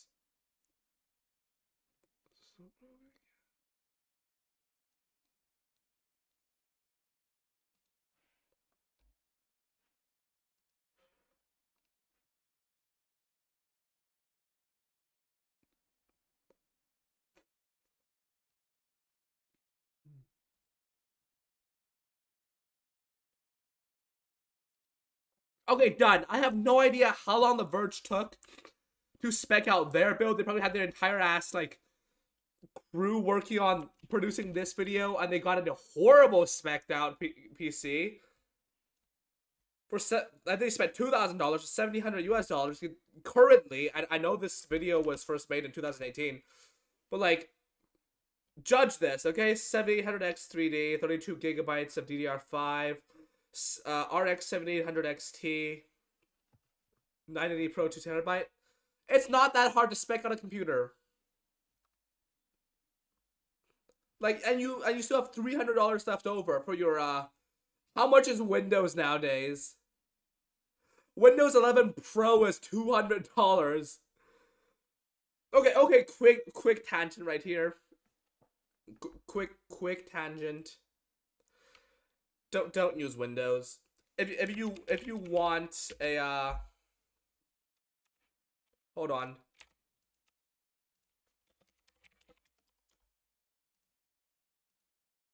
If you want a good operating system, Nobara Linux. Just use Nobara Linux.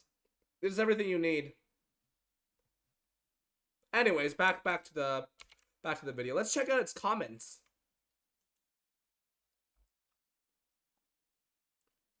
Yeah, it's a real shame about all those people who got electrocuted by their PC because they didn't wear their protective breast cancer awareness band. Yes, you have to wear a breast cancer awareness band when you're building a computer, or else you will die.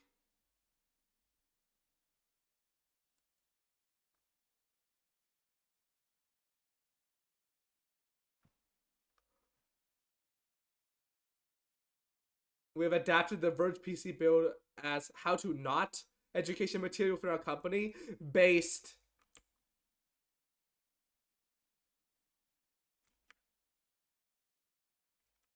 Swinjanu says zoom in. I can't read. This is as zoomed in as I can go without it being unreadable on my side.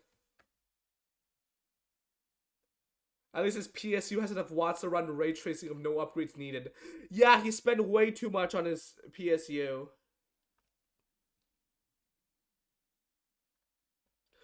That's enough of a rage. That's enough of a rage comment. That's enough of a rage view. Let's move on to the next video. Next video is Warhammer 40k lore by Bricky. I'm not sure why I was even recommended to watch this. It is a trend now of recently VTubers reacting to Warhammer 40k lore, but they're reacting to it from a perspective of they don't know Warhammer 40k lore.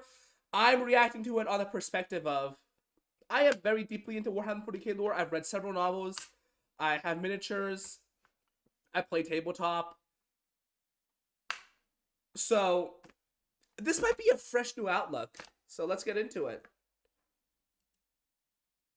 In the grim darkness of the 41st millennium exists There is only war. the Empire of Man, a backwards carcass of an empire comprised It's the Imperium of Man, not the Empire of Man. of many devoted forces. Okay, because I know actual 40k lore, I'm just gonna be nitpicking instead of like learning from this video. Gigantic robot knights, religious machine cultists, the and Mechanicus. incredibly heavily armored women, most likely with sweltering abs. And Adeptus Sororitas. one must know what those abs taste like.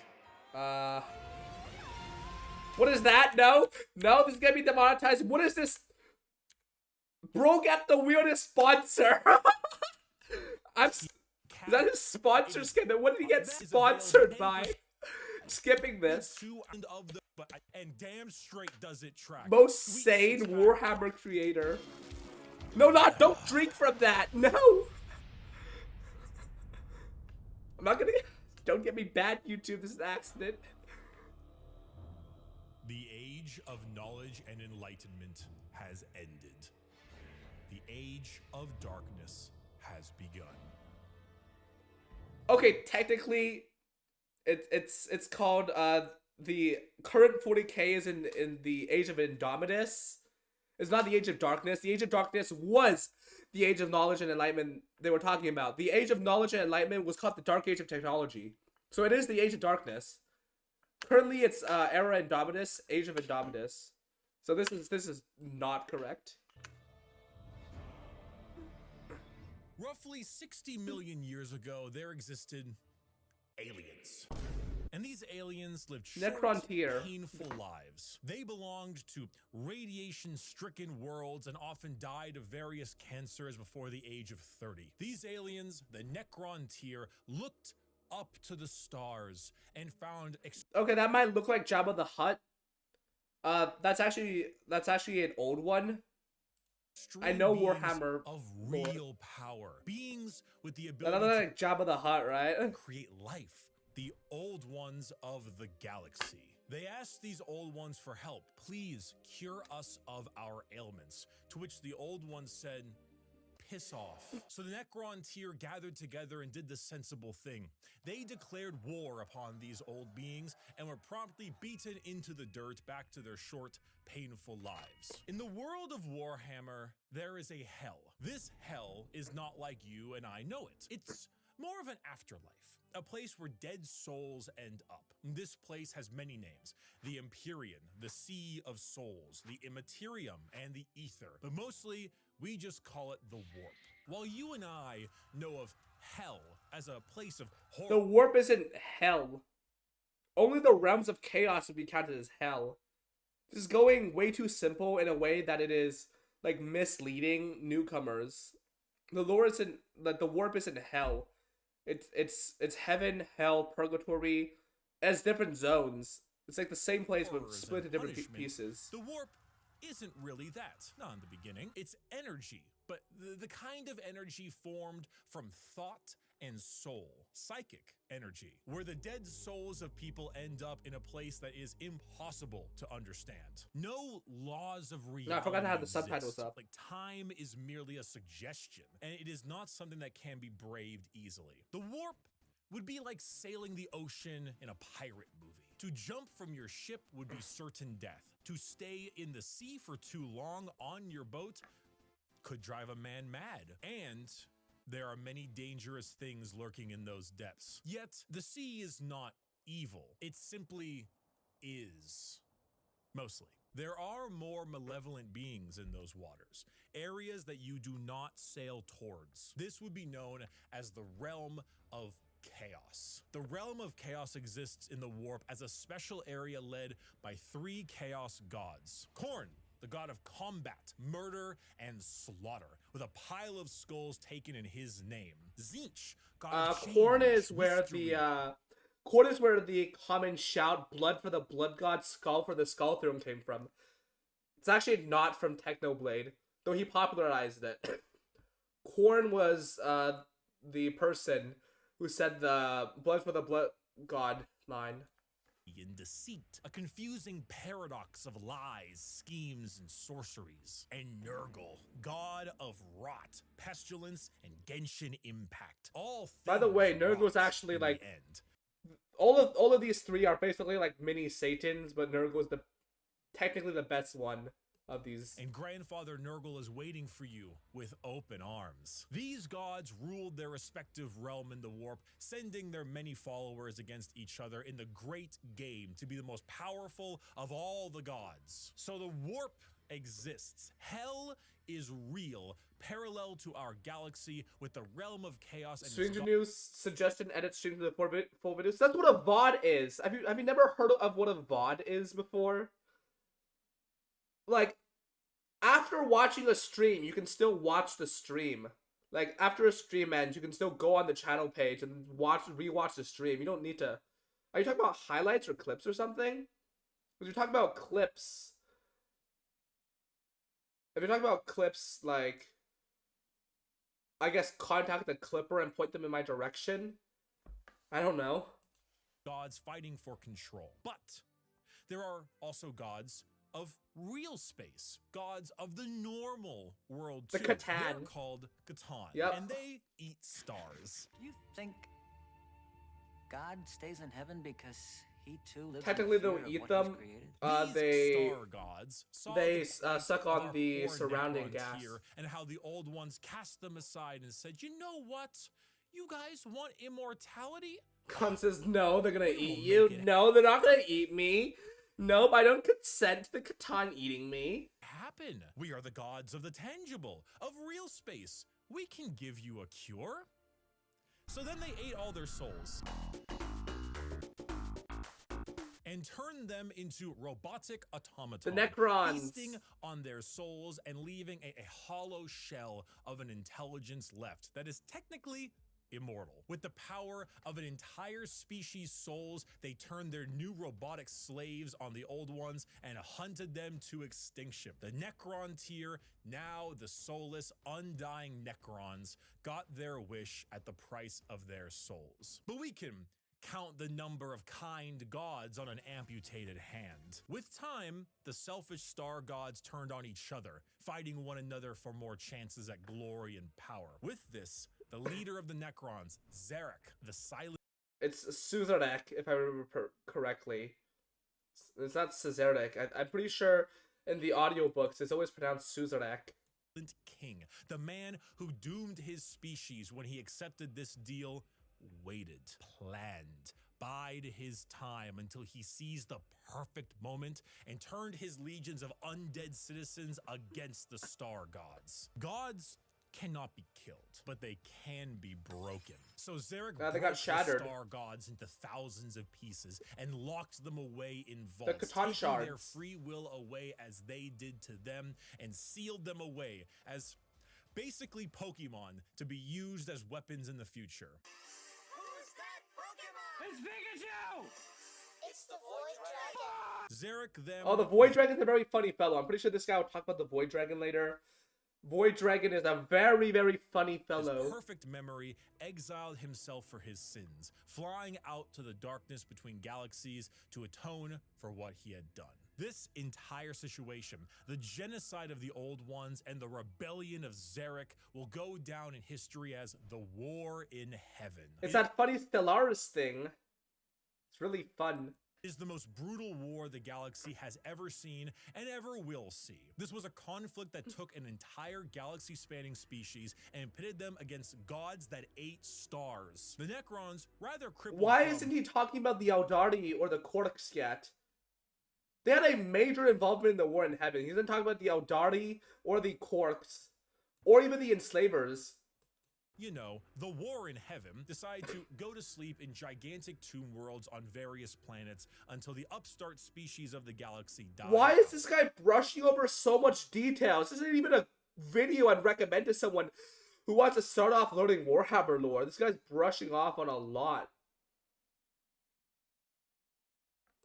And so turns out, when you have a war that lasts tens, hundreds of thousands of years, It lasted 5 million years. and involves the genociding of multiple species, the old ones of the galaxy, and the consumption of souls from an entire race, the warp gets a little wacky. You know, if you had a kiddie pool and it was nice and calm, Korn is over there splashing about, so you don't really go in that direction. Nurgle has explosive diarrhea, so you don't really go in that direction either.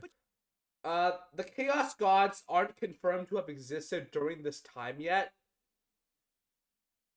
So you can't really make that analogy. you can still kind of get in the pool. The pool's still fine. Turns out, when you add a couple trillion souls to that kiddie pool, it'll make the waves a little more turbulent. And turns out, a lot of them like to pick a side. Nurgle, Tzeentch, or Korn. So They didn't exist during the War in Heaven, at least in real space. The first demons were the enslavers, the first daemons. What is this guy on about? Warp, the once relaxing kiddie pool, has now been bloated. A million years of war will certainly make Korn, god of murder and slaughter, more powerful. A million years of war will probably make Tzeentch, god of deception and change, a little more powerful. And good God, a million years of war will make Nurgle, god of decay, oh, just the tiniest bit more powerful. Now entering that They kiddie did pool is not no longer exist fun, yet. It's dangerous. The warp is now a problem. Hell is resembling hell a lot closer to what we imagined it originally. The Sea of Souls and the Realm of Chaos are now intertwined. So who else to brave the galaxy than a species that won't need to deal with that? Oh yeah, it's the Eldari. Why are they being called the Eldar? Their full name is the Eldari. The Eldar are space elves. They have a lot of the traits that you probably think of when you think of elves. Tall, slender, pointy ears, bit more androgynous Oh my looking, no matter what God. DeviantArt will tell you, and a bit stronger on the emotional side. The old ones, as I mentioned, could create life. And when they were getting, you know, absolutely bodied by the Catan and the Necrons, they made some new races to try to help them. One of them was the Eldar. It didn't save them, but they're here now anyway. Oh, and also the Orcs, but they're busy right now. They were originally called the Corks. He should have mentioned that.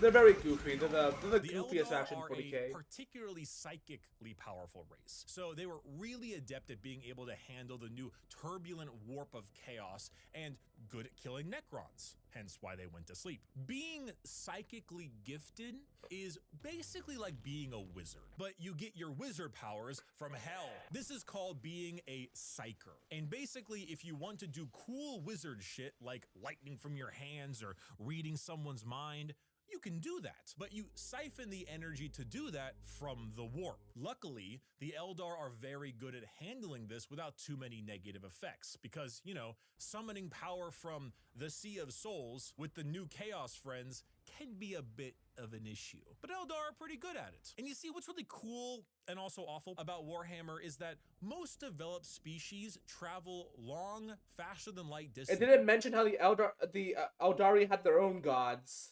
Like Isha and Cain or Assyrian.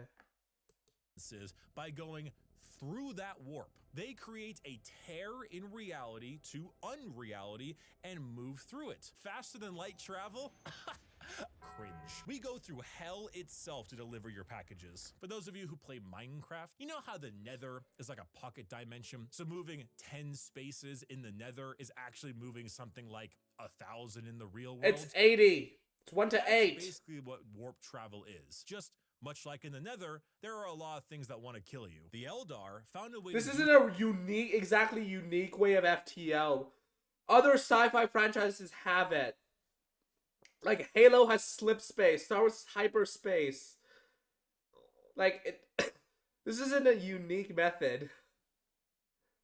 FTL isn't cringe. This is literally how everyone does their FTL in sci-fi. Even Star Trek has subspace.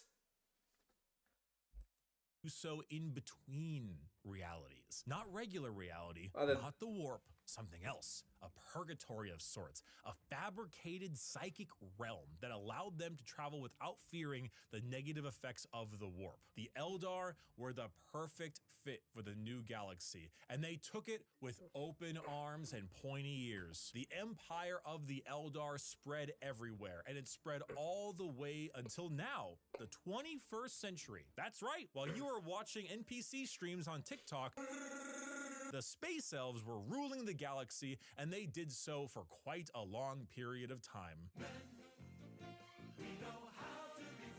The 21st century came and went. Humanity grew and grew, all under the nose of their elf overlords. At this time, humans advanced, your classic sci-fi style way. We began to expand, colonize our solar system, terraformed our planets, created new and more powerful machines and starships. The age of Terra, also known as Earth, but we call it Terra here, was here, and existed between the 21st century all the way until the 15th millennia. Not much is known about this time, not much needs to be known. Humanity grew up, sought the stars. It's classic. Then came the years between 15,000 and 25,000, the age of technology, or More commonly called the Dark Age of technology. to some, the Dark Age of Exactly. technology. This is when humanity reached a new apex of technological understanding. When you think of sci-fi, there's a lot of things you can think of. Star Trek, maybe Star Wars style. You can go cyberpunk dystopian. The age of technology was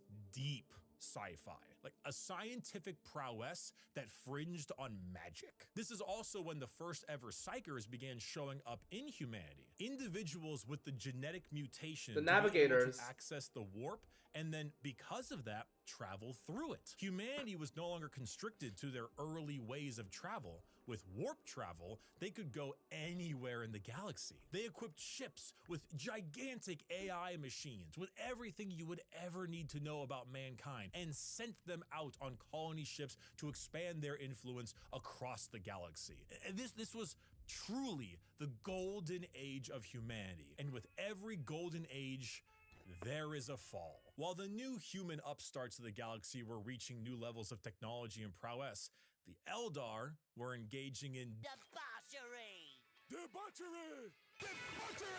What happens when a species has everything? You can produce unlimited food out of nothing. Your need for farmers and workers, gone. You have dominated the stars and have created a fast travel system that doesn't rely on the dangers of the warp. You have nothing else to do. You have no struggles, no problems, and feel as if there is nowhere else to go. Well, you Let's do a begin bit of to trolling. experiment. The Eldar started harmless enough. You know, Trolling's you fun. take a serious interest in your species' culture, your arts, paintings, poems, plays. These are Eldar, elves, remember? Their emotions are heightened, more powerful than us humans. So your plays get louder. They start to push on the limits of your hearing ability. Your music becomes different, more deranged. It pushes the boundaries of what is art. The visual spectacle of art becomes more bizarre, more delusional, more eccentric. And let's not forget a very important sense. Touch. Pornography is one thing. Brothels is another. What if they all mixed? What if your brothels were part of your art and music? And what if those became more deranged? The boundaries of debauchery were not just met, but shattered. Next thing you know, murder is commonplace and often mixed with the art, music, and sex. Yeah, but like at the time, like the Eldar could just respawn. The Eldari, they could respawn because they still had their own gods, which just gave them like a reincarnation place in the webway. Is a common byproduct of entertainment. Whatever sensation you can have must be increased, must be enhanced, must be taken to the limits. The Eldar Empire slipped into a nightmarish realm of debauchery and excess, with the worst of it taking place in a city in the webway, a black market for these kinds of heinous acts known Kamora. as Kamara. Some Eldar saw the writing on the wall, saw Pronunciations. what was happening to their species and how far they had slipped. So they boarded continent-sized starships called craft worlds and left their empire, seeking a more enlightened, calmer existence among their peers. Some, those in Kamara, pushed it to even greater heights, relishing the pain and torment they inflicted on those around them. All during this, the warp, the yin to Important to know that they also split into factions during that time. They were no longer just the Eldari / Eldar. The Craft World Eldar became the Ahyjay, if I remember correctly, and then the Kamara Eldar became the Drukhari, or the Dark Eldar. the yang of the world was fed by these emotions, by the psychic power of the Eldar, by the souls taken in these depraved acts on a galactic scale. And just like that, Eldar ended. Slaanesh, the fourth chaos god, was birthed into existence and consumed the souls of 90% of the Eldar population. Those that fled were spared the worst of it, and those in the Webway and Kamara were able to stave off the pull of Slaanesh so long as they continued to commit horrid acts of torture and violence. But for the majority of the Eldar, their empire died with Slaanesh's birth. The new fourth chaos god, she who thirsts, the god of unspeakable excess of pleasure, pain, hedonism, and perfection, had been born. With the fall of the Eldar Empire came the ruin of humanity. Swingju says you go to sleep. It's 5:44 a.m. All right then, Swingju. Good night then. Wish you good night. Have a great sleep.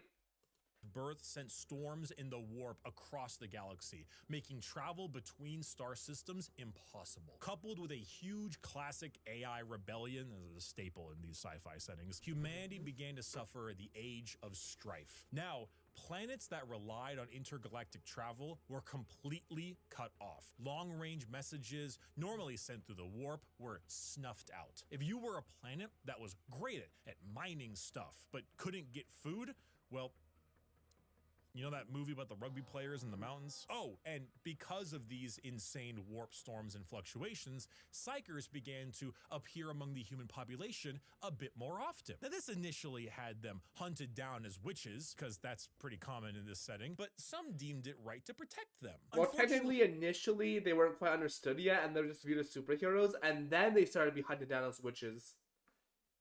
For those people, psychers, because they open a gateway to the warp, don't really know how to use their powers well, and they kind of attract demons, who then force their way through the psyker as a conduit of sorts and begin to slaughter the population of your planet. The Age of Strife was a catastrophic period of time for humanity and set back their progress tenfold over the not one, not two, but 5,000 year period. During this time, the age of humanity that we know began to form. Worlds equipped with large mechs for agriculture began to equip them with weapons to defend from alien and demonic invaders. Over 5,000 years, this became a custom and tradition. Okay, these are called Imperial Knights.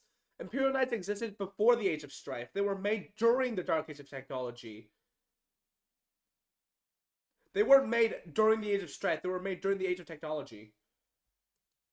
Dubbing them as Knight Worlds, a feudal society of honor-bound knights in gigantic robots that uphold the chivalric code to defend their worlds and honor. A group of individuals on Mars, after radioactively bombing their planet to become inhospitable to human life, ran their entire lives underground on the few life support systems keeping them alive. Those technicians who could work on the machines and keep them operational were revered, and over 5,000 years went from skilled members of society to full-blown priests. The cult Mechanicus, or tech priests of Mars, formed in the ashes of the Red Planet with a religious fervor and doctrine on the cult of the machine god. And on Earth, or Terra, techno-barbarian tribes waged war across the planet in a Mad Max style of blood and gore, until finally, a mysterious man who lived in the shadows of Terra for millennia finally revealed himself to the populace. His name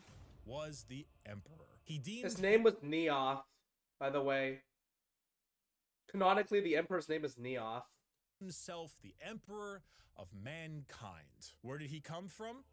I don't know. Why is he 10 feet tall and the most powerful psyker? What do you mean you don't know where he came from? There's literally pre-established Warhammer 40k lore, so where he came from.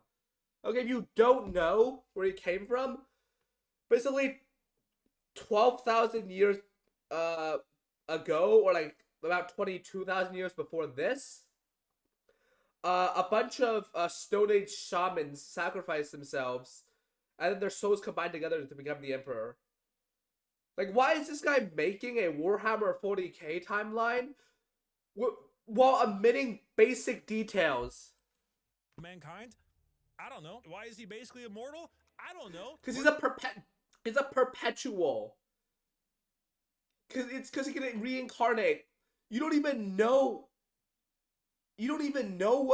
what you should be explaining.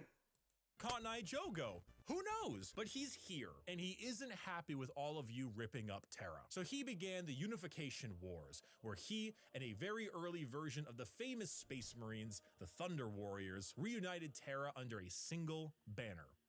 With blood. Then, after taking over Earth, he reunited the Thunder Warriors into the fucking dirt. This is where we get the Imperium of Man, also known as... Gonson didn't make my own explaining video. Yeah, sure. Recently on YouTube, it's been flooded with a VTuber reacts to Warhammer 40k lore. I should make a VTuber explains Warhammer 40k lore video. The Imperium. The new faction headed by the Emperor of Mankind, with a treaty signed with the cult Mechanicus on Mars to spread out and reunite humanity. The Mechanicus at this point was now called the Mechanicum, and they were never called the Mechanicus as an organization. The religion was called the cult Mechanicus, but they were always called the Mechanicum until later, when they changed the name to Mechanicus, and they probably will touch on the event that caused them to do that. Catastrophic age of strife. But first, the Emperor is going to need some smaller versions of himself. 20 of them, 18 of them, I meant. Gene-crafted sons of the strongest human to ever live. All of them possess unparalleled strategic power, intelligence, formidable strength and size. A real powerful force to unite humanity and stop the chaos of the current galaxy. Speaking of chaos, you ever seen that image of that guy? It's like throwing the baby like a basketball. It's about what happened. The Chaos Gods intervened and grabbed the 18 Primarch gestation pods and yeeted them across the galaxy at The Chaos Gods did intervene. The mother of the Primarchs, which was called Urda, intervened. It's arguably the mother might have been influenced by chaos, but it's unlikely. But it was the mother that threw away all the kids. a whim everywhere they could possibly go. A galactic game of keep away. So the Emperor had to get them back. So begins the Great Crusade. A crusade across the stars to reunite not just humanity, but the Emperor with his fallen sons. The first to be found was Horus, one of the strongest and most noble sons. The Emperor carried with him a legion of newly crafted warriors with genetic material made from their Primarch father. These are the newly made Space Marines. For Horus, his were the Luna Wolves. And as the Emperor continued on his great crusade, he found more and more of his sons, reuniting them with their individual Space Marine legions. Leman Russ, the cunning hunter with the Space Wolves. Rogel Dorm, the Phalanx with the Imperial Fists. Angron, the Barbarian, the very angry with his World Eaters. Fulgrim, the Perfect with his Emperor's Children. And Jagatai Khan, the Swift, the Stoic, and his White Scars. Those were just some of the 18, and one by one his lost Primarch sons were returned to him, and their Space Marine legions returned to them. The Great Crusade saw humanity once again reconquer the stars, returning worlds of humanity back to the Imperium and killing any and all who stood against their noble crusade. But in the years of the 31st millennia, treachery would break this all apart. Oh, it's fun time. The Horus The Heresy. Emperor's most beloved and favored sons, named War Master for the Crusade, succumbed to the power of chaos and daddy issues. All because of that bastard Erebus. Yo, fuck Erebus. Technically, it wasn't... Okay, it was mostly Erebus's fault, but then that made it Lorgar's fault. And then that made it the Interact's fault. And then the Interact stabbed Horus. And then it became Horus's fault. And then it went back to being Erebus's fault. Slowly, Horus would become corrupted, turning the Emperor's sons against him. This begins the most pivotal moment in our story, and the one that has like 50 books written about it, the Horus Heresy. 9 of the 18 Primarchs turned against the Emperor, and the following years were a bloody battle for the throne of Terra. The Emperor originally was working on a special webway project, just like the Eldar, to make faster-than-light travel significantly easier and safer. Really improve humanity to allow them to conquer the stars without the risk of the warp. Well, this big red idiot named Magnus kind of blew a hole into that, literally and figuratively. So Big E over there is stuck on a gigantic golden throne, holding back the oncoming rush of demons and powering the Astronomicon. Basically a big North Star for people who are sailing in the warp to help them navigate. The Horus Heresy saw many loyalist and traitor legions pitted against each other in a bloody war until it reached Terra itself. Horus, unable to break through the lines and with time running out, made a gambit and opened his ship up to be boarded. The Emperor took this challenge, quickly allowing someone else to take control of the throne as Malkador. Malkador the Sigilite. teleported. Why did he not talk about Malkador? Malkador is one of the most important figures in 40k. Even if this was for the absolute newest of beginners of 40k, you have to learn about Malkador. Onto Horus's flagship, the Vengeful Spirit. The Emperor, unable to truly kill his most beloved son, changed his mind right quick when Horus strangled the life out of his other son, Sanguinius. Oh, no! I'm sure you've seen this image at some point. The Emperor then said, "I'm not gonna sugarcoat it," and proceeded to psychically blast Horus into complete oblivion, killing not only his body, but also his soul. Horribly wounded from this duel, the Emperor is returned to the Golden Throne in order to keep the demons at bay and power the Astronomicon, because without it, humanity would be flying blind. There he sits, slowly dying from his wounds and the strain of powering the Golden Throne. The only thing keeping him alive is feeding upon the souls of 1,000 psychers every single day. This was 10,000 years ago. We are now in the 41st millennium, modern day. Warhammer 40,000. The Emperor remains on his throne. The Imperium is a rotting carcass of an empire, a fascist, xenophobic cult. This doesn't go over all of the important stuff that happened in between. The Scouring, the War of the Beast, the Age of Apostasy. Why doesn't this go over any of the events that happened between the Horus Heresy and like modern 40k? This doesn't go over any of the events in between. Why? That worships Like, you could have at least given a sentence to each. as a deity, despite him never wanting to be seen as a god. Over the span of one... Like, that's literally background picture. That's Goj Van Dyer, who was the guy in charge of the Age of Apostasy.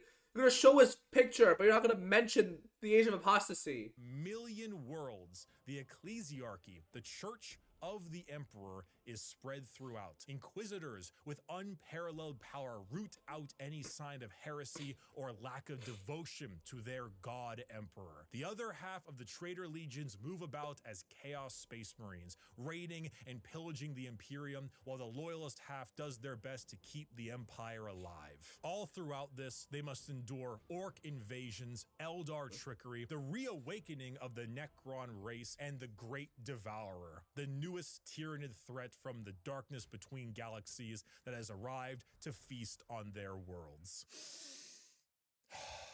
The theme of Warhammer 40,000 is regression and intolerance. Every major faction in Warhammer has had an empire that spanned the... Why don't they talk about the Tower, the Votan?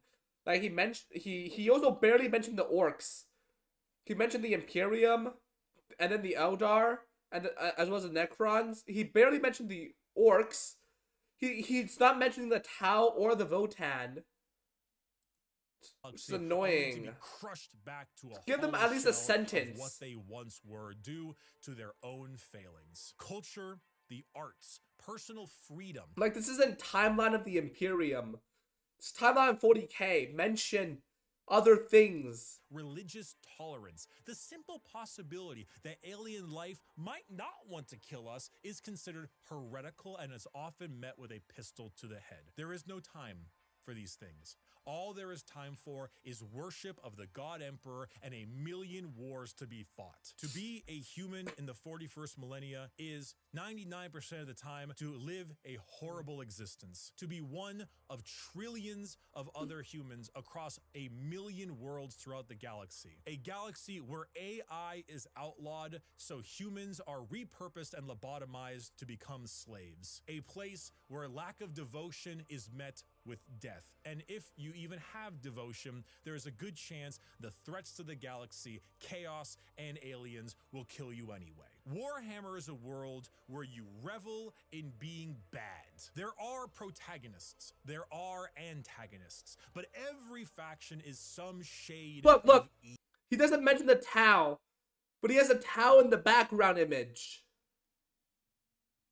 It's ridiculous. Because playing the bad guys is always more fun.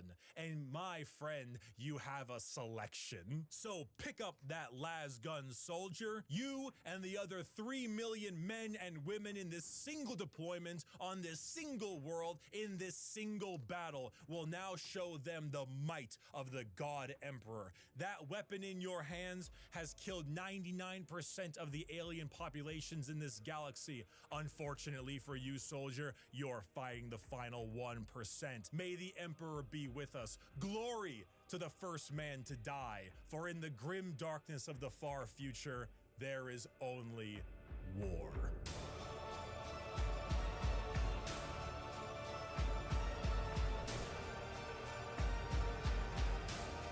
Alrighty. That was a pretty interesting Warhammer 40k lore video. I did point out some inaccuracies and some parts he left out, but I'd say it's a pretty good video for beginners. Check Ricky's channel out, I guess. If you're ultra interested in more Warhammer 40k lore, it's a very interesting science fiction series. Recommend you watch Major Kill or Isander and Coda. Yeah, I'd recommend them. And I know my schedule was supposed to say that on Thursdays my streams go down to 9 p.m. Pacific Standard Time. But I do have a bit of a cold today, so I think we're just gonna end it off right here, actually. On Saturday, we'll be doing GeoGuessr. And just GeoGuessr, and then just chatting on top of that. So, until I see you on Saturday, my beautiful light rays, shine bright and